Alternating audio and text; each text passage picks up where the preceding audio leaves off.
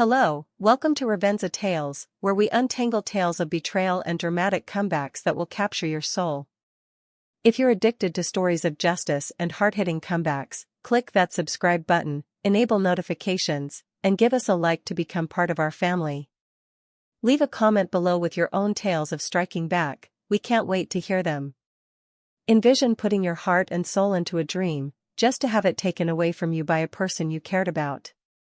This is Claire, a woman who had to build her career from scratch, only to be betrayed into rewriting her future.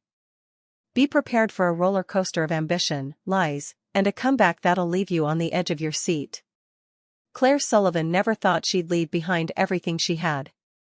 On a drizzly Seattle morning, her world turned upside down, making her realize sometimes the only means of capturing your value is to walk away from those unwilling to recognize it. 34 and 5 years at Horizon Tech, a newcomer to Seattle's competitive tech industry, Claire had invested her heart in a firm she believed in. Brought up in Tacoma by parents who owned a small diner, she learned from a young age that success was a matter of unrelenting labor. Her 60-hour weeks, skipped family dinners, and sleepless nights transformed a flailing team of 10 into a force of 50, generating record revenues. Claire wasn't running for a paycheck, she was digging her own legacy. Or so she believed. Her husband, Nathan, was her anchor. They met at college, she a determined business student with aspirations high, he a reserved engineering student who could repair anything, computers, vehicles, even her self-confidence on bad days. His father, Robert Larson, owned Horizon Tech, and when Claire came aboard, she viewed it as an opportunity to earn her keep, not ride family connections. Robert treated her like family, complimenting her work ethic and promising her the regional director spot after years of service. 5 years, endless late nights, and 3 Employee of the Year awards later, Claire entered the conference room that morning, coffee in hand, prepared to claim the job she'd worked for. The air was charged with the aroma of fresh bagels and ambition, her co-workers buzzing with excitement. Robert stood at the head of the table, his gray hair gleaming in the light, a champagne flute held aloft. "I am delighted to introduce our new regional director," he boomed. "My brilliant niece, Olivia." The room was filled with applause, but Claire came to an icy halt, her coffee cup burning her hand. Olivia, in her 10th week at Horizon, rose, her ponytail and navy blazer exuding unmerited confidence. At 27, straight from an Ivy League MBA, she was Robert's vision of the future. Claire's hands clapped dutifully, each movement a betrayal of all her years of sacrifice.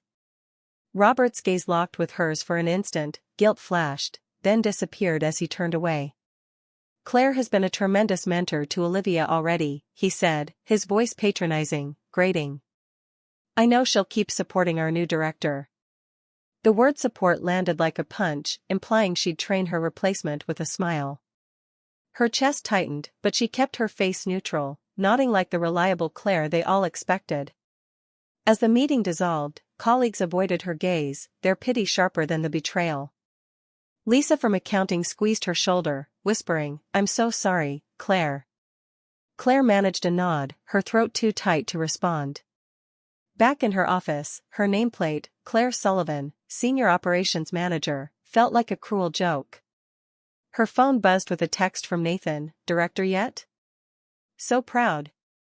She stared at it, fingers hovering, before typing, "We'll talk tonight." The day dragged on, a haze of forced smiles and robotic professionalism. She answered emails, reviewed budgets, and sat through meetings where glances ranged from sympathetic to awkward. Her jaw hurt from exertion to keep it in place. She'd founded this department from ground zero, transforming disarray into success, and then she was supposed to hand it to Olivia, who'd never even witnessed a client agreement. The unfairness seared, but worse still was understanding she'd believed loyalty to be sufficient. Striding to her office that day, her heels clattered on Horizon's gleaming floors, each step igniting her rage. Her office, once a sanctuary of spreadsheets and client notes, now seemed a trap. Her 3 Employee of the Year awards glared from the wall, taunting her faith in Robert's promises. 5 years of proving herself, for nothing, displaced for Olivia, who'd coasted in on her degree and family name. Claire slumped into her chair, gazing at the reports she'd labored to create for a promotion that wasn't hers. Each late evening, each dinner skipped with Nathan, each lie to her best friend, Mia, that she was busy and couldn't meet, it was wasted. Robert's words echoed in her head, Claire will continue to support our new director. The gall. She was to train Olivia, smile at the humiliation, pretend her career hadn't been sidetracked. Olivia rapped on the door before lunch, holding a color-coded planner, her smile a little too wide. Claire, I'm so excited to learn from you, she said, her voice grating against Claire's raw nerves. Uncle Robert says you're the best in the department. Claire gestured to the chair across her desk, swallowing her bitterness. Let's start with the Baxter account, she said, her voice steady despite the storm inside. They're our top client, been with us for years. She guided Olivia through the client management system she had developed from scratch for 3 hours. She told her about Baxter's idiosyncrasies, how their CEO, Tom Baxter, believed in openness and despised 11th-hour changes. Olivia took rapid-fire notes, her questions betraying her lack of experience. So, if Tom is upset that a project has been held up, what do I do? She asked, her pen aloft. You listen, Claire said, emulating calm. Acknowledge his frustration, provide a definite timeline, and always leave room for error. Never overpromise. Olivia nodded, but her vacant expression indicated she wasn't prepared. What if he walks? She insisted. Claire leaned forward, her gaze piercing. Tom's company generates 35% of our income. Lose him, and 50 people lose their jobs, including yours. Olivia's pen halted, a flash of fear crossing her smooth face. By noon, Claire was at her wit's end. Teaching Olivia was like pouring her knowledge into a vacuum, each system, each client relationship she had worked for, to someone not ready. She went to the break room to warm up her soup, to have a moment to herself, but was stopped cold when she overheard voices through the thin partition of Robert's office. The transition is going well, Robert spoke, his tone assured. Olivia's learning quickly. Claire's spoon paused, her soup abandoned. She shouldn't have heard it, but her feet edged toward the wall, her heart racing. Is Claire all right with this? Olivia's voice, gentler, uncertain. Claire's dependable, Robert said, the words cutting through. She's excellent at maintaining stability, but we require innovative concepts, new blood. He hesitated, then concluded, Olivia, you're the future. Claire's knuckles whitened as she grasped the counter. Claire's a crutch to our clients, Robert went on, laughing. They're too comfortable with her. We need someone to stir things up. Olivia's voice squeaked in, unsure. But clients request her specifically. She knows all about it. That's the problem, Robert said. She's predictable, too safe.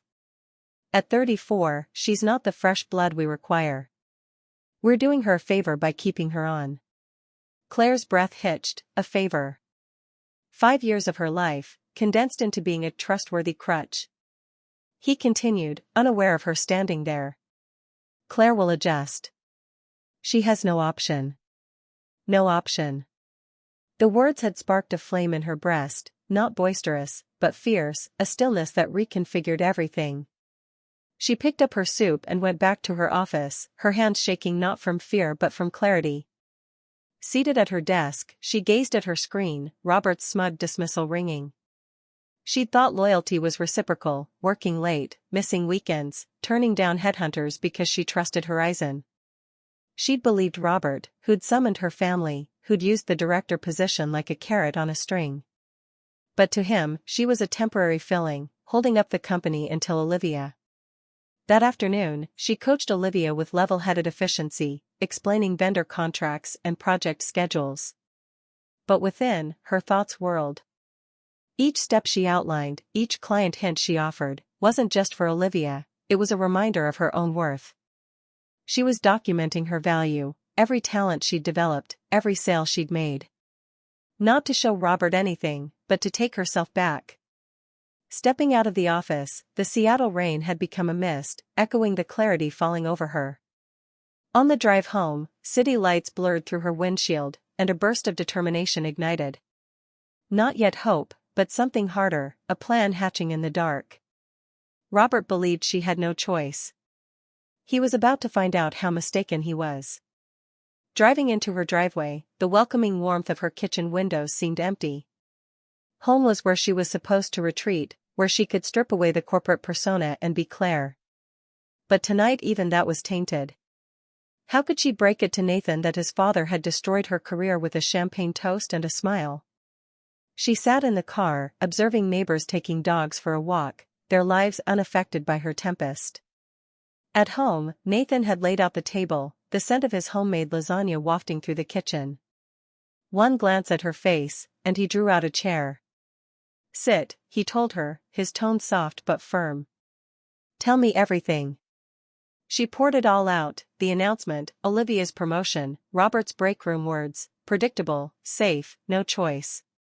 Nathan's jaw was clenched, his fingers wrapped tightly around his wine glass until his knuckles were white.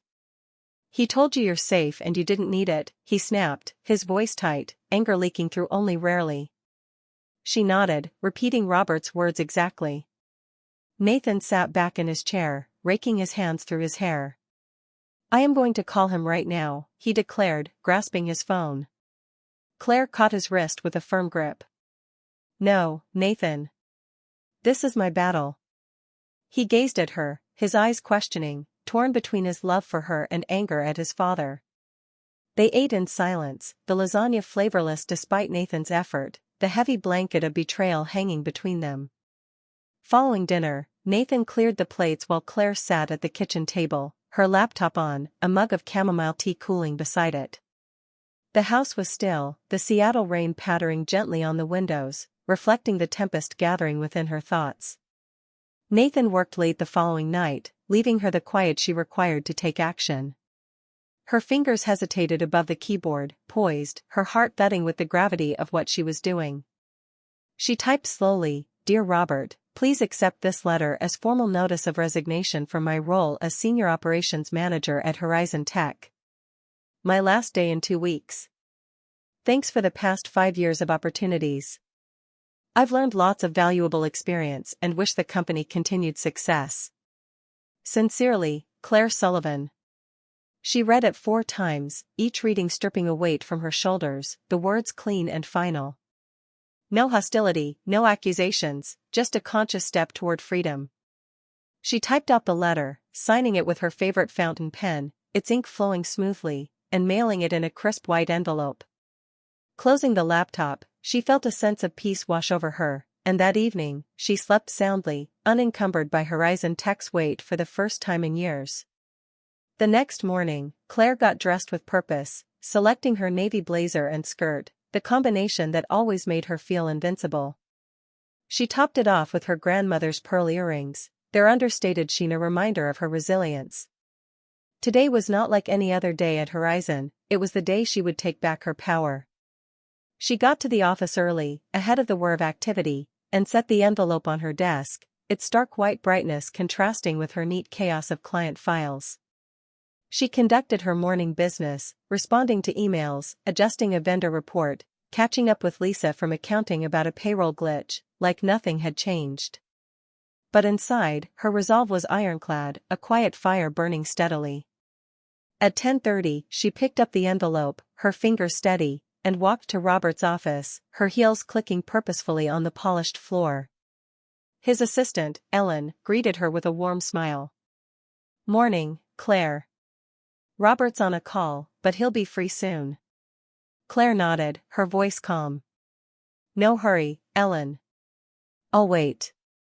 Ellen, who'd been working for Robert for 10 years, always told him about her grandkids or inquired after Claire's weekend hikes. Claire hoped Ellen would even notice she was gone or become just another fading face in the ex-employee crowd. When the door to Robert's office opened, he stepped out, phone held to his ear, his face red from the intense argument over budget reductions. He motioned her in, hardly looking up as he finished his call.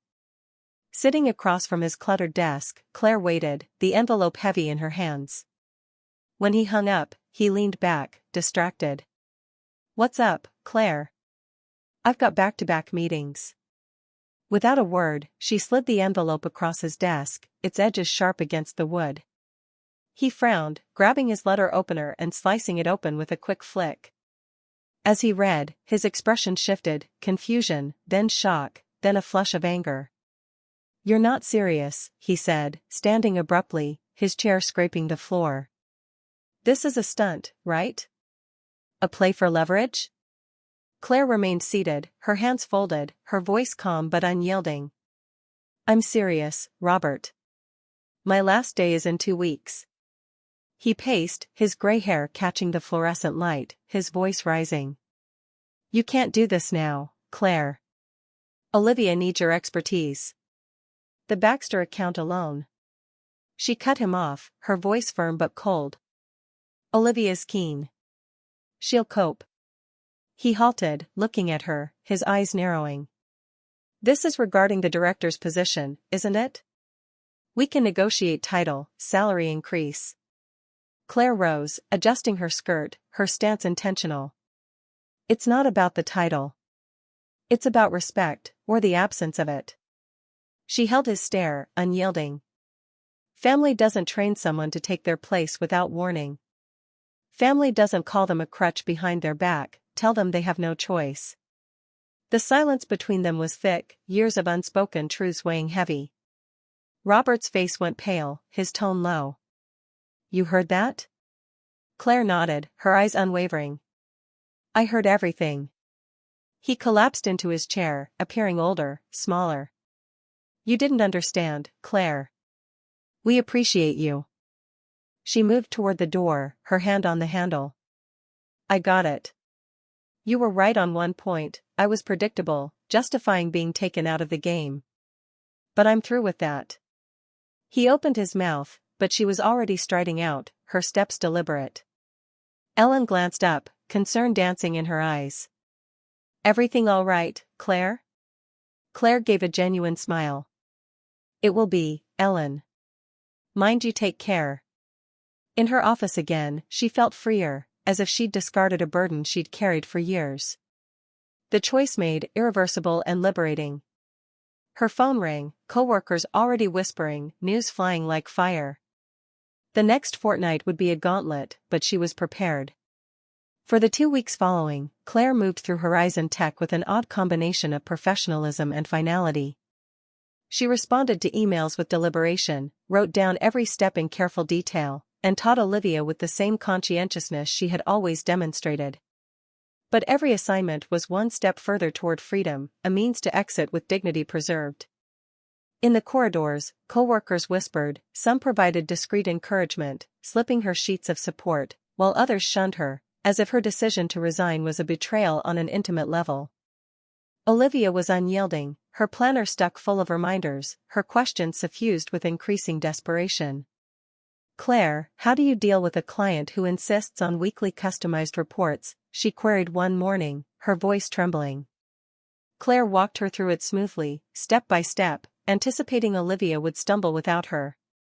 A spark of sympathy flashed. Olivia hadn't requested to be put in a position she wasn't prepared for. But that sympathy didn't wash away the hurt of being offered up on her behalf.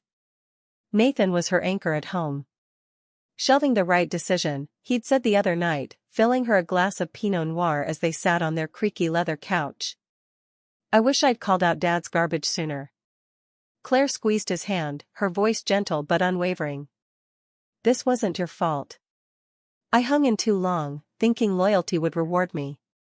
He shook his head, his gaze fierce. "You trusted him. That's not a defect." While wrapping up projects, Claire started thinking about her next step. She refreshed her LinkedIn profile, recontacting former colleagues and mentors through subtle messages.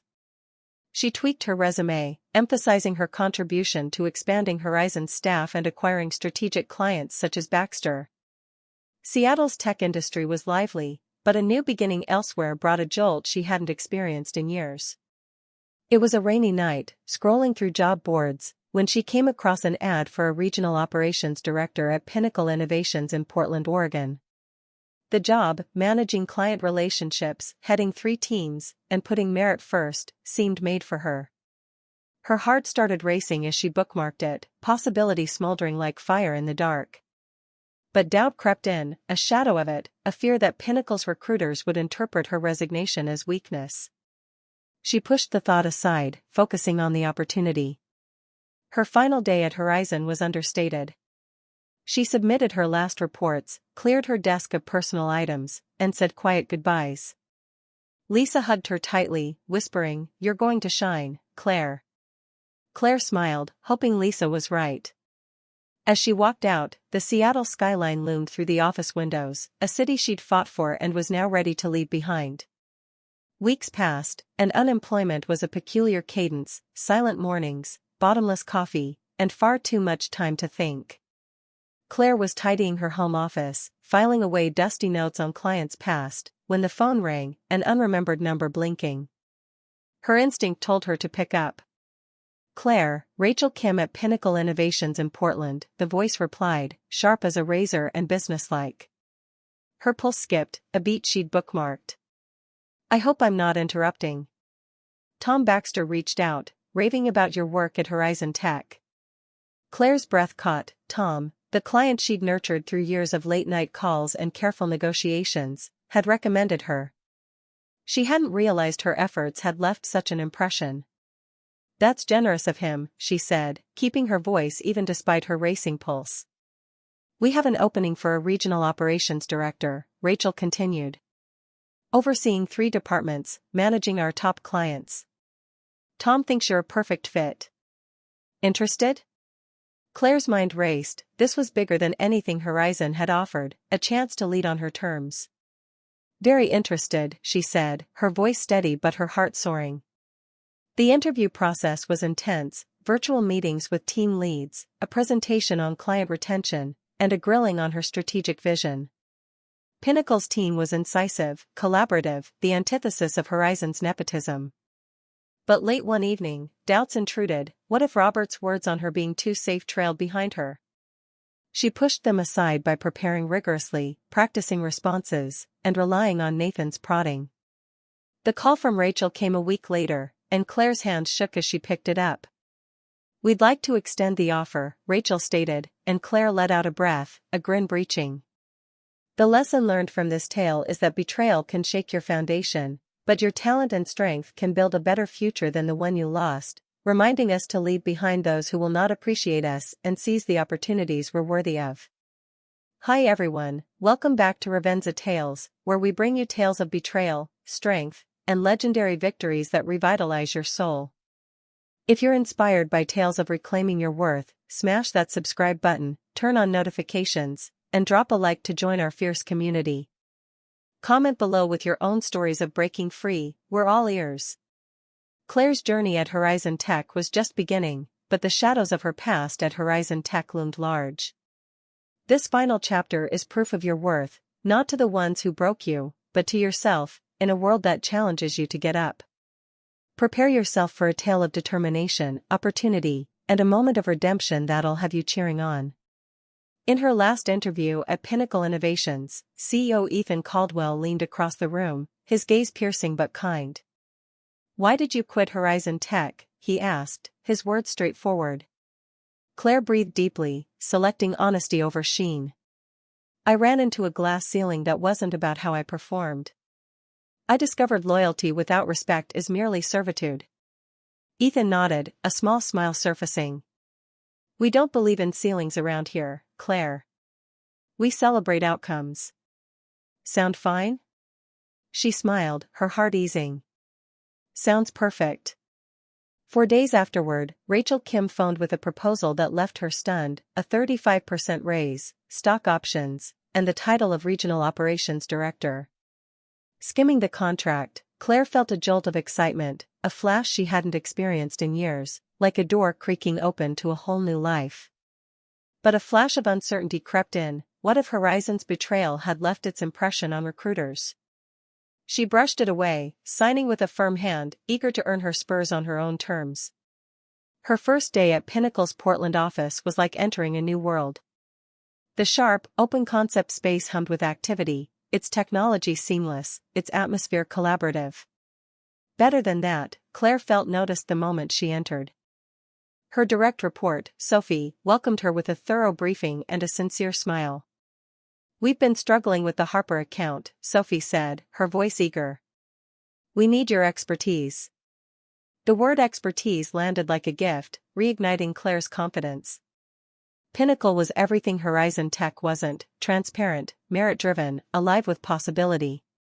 Within her first week, Claire was leading strategy sessions, her ideas not just heard but acted upon. When she proposed a new client communication framework, drawing on her years of client wins, Ethan didn't just nod, he asked her to present it to the board. "You ran a department like that for 5 years and they didn't promote you," he said after her presentation, chuckling in disbelief. Their loss, our gain. The Harper account became her first major challenge. The client was hanging by a thread, angry over missed deadlines and lack of follow-through. Claire worked for 3 days hatching a plan, mining their past, using every talent she'd learned at Horizon. The session went 4 hours, with tension as thick as Claire worked through their issues, presenting a customized plan with specifics about what would happen and when. Harper's CEO clasped her hand by the end of it, not only extending the contract but increasing it by 45%. "How'd you manage that?" Sophie asked as they headed out, eyes wide. Claire smiled, pride filling her chest. "I listened, proved we could do it, and meant it." Her success was talked about, and soon other department heads were coming to her for advice, their inboxes clogged with requests for input. Ethan began to invite her to executive strategy sessions, even tossing around the possibility of managing 2 other teams.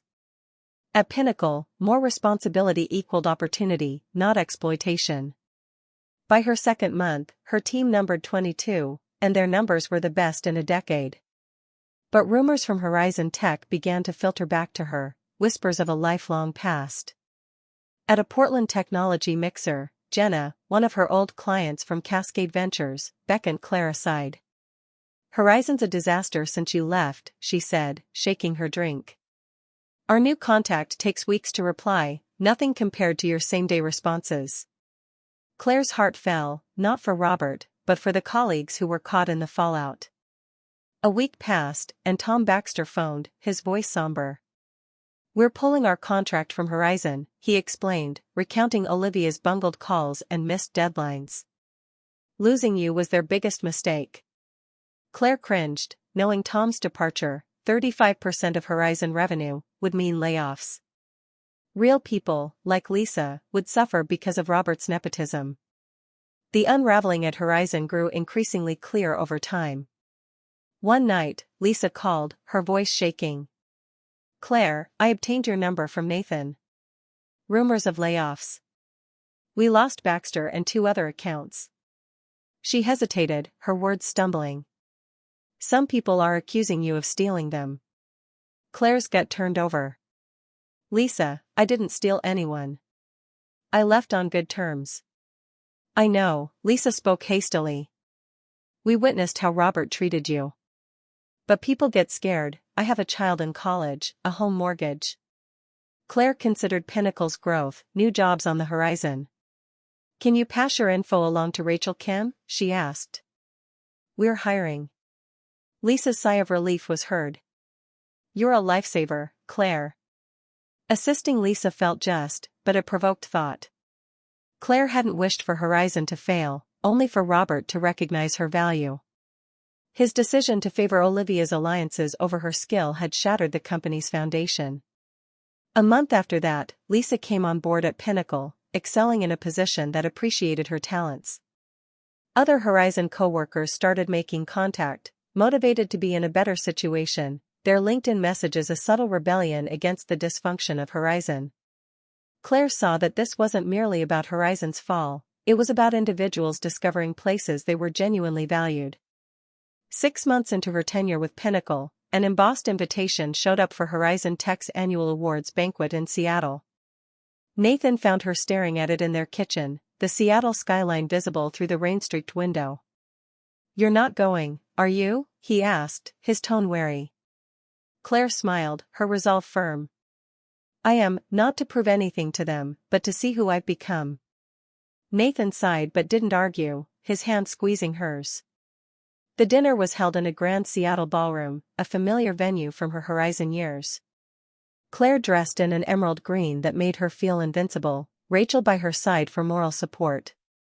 The cocktail hour hummed with stilted hellos and uncertain smiles from past colleagues. Lisa, now employed at Pinnacle, tugged her aside. "Things disintegrated without you," she whispered.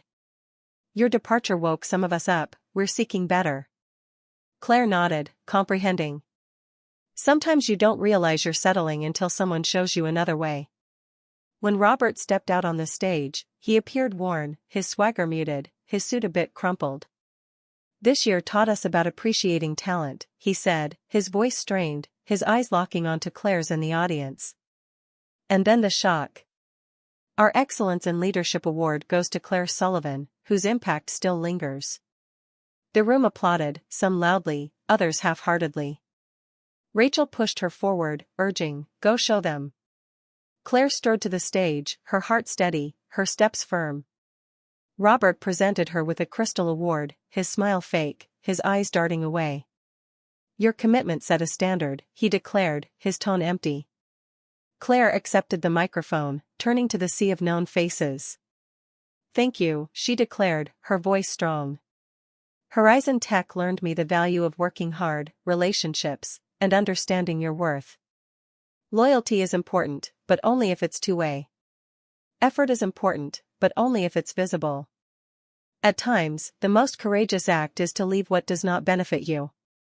The applause was divided, some nodded enthusiastically, others remained motionless, Olivia's face ashen at Robert's table. Claire gave back the microphone and sat down, the weight of the award rooting her. Robert came over later, his shoulders slumped. "Great speech," he commented, his tone deep. "We're losing ground, Claire. If you think about returning." She halted him, her voice steady but firm. "My stint with Horizon is over, Robert. I wish you the best, but that's not my battle anymore." She left with Rachel, the rain of Seattle cool on her skin, a feeling of fulfillment sweeping through her. At home, Claire set the award beside a picture of her first day at Pinnacle, two reminders of her own transformation from betrayal to victory. But 7 days later, a mysterious email appeared in her inbox from an unknown address. "You think you won, but watch your back." Her heart racing, was it Robert, Olivia, or someone else with a vengeance to serve? She sent it to Rachel, who vowed to find out, but the discomfort stayed with her, a reminder that her triumph had awakened enemies. Nevertheless, Claire felt taller, her people at Pinnacle prospering, her daughter's future set in her plans. The lesson here is that betrayal can test you against your worth, but your courage and ability can create a path where you're seen for who you are, reminding us to let go of what holds us back and take our place. Thank you for traveling with Revenza Tales on Claire's journey of strength and rebirth. Your support energizes these tales of inner strength. If her tale set you on fire, hit that like, share it with friends, and subscribe with notifications on for more stories of overcoming. Comment below, what's your most courageous step in taking ownership of your worth? We'll catch up to you in the next video. Stay fierce, stay subscribed.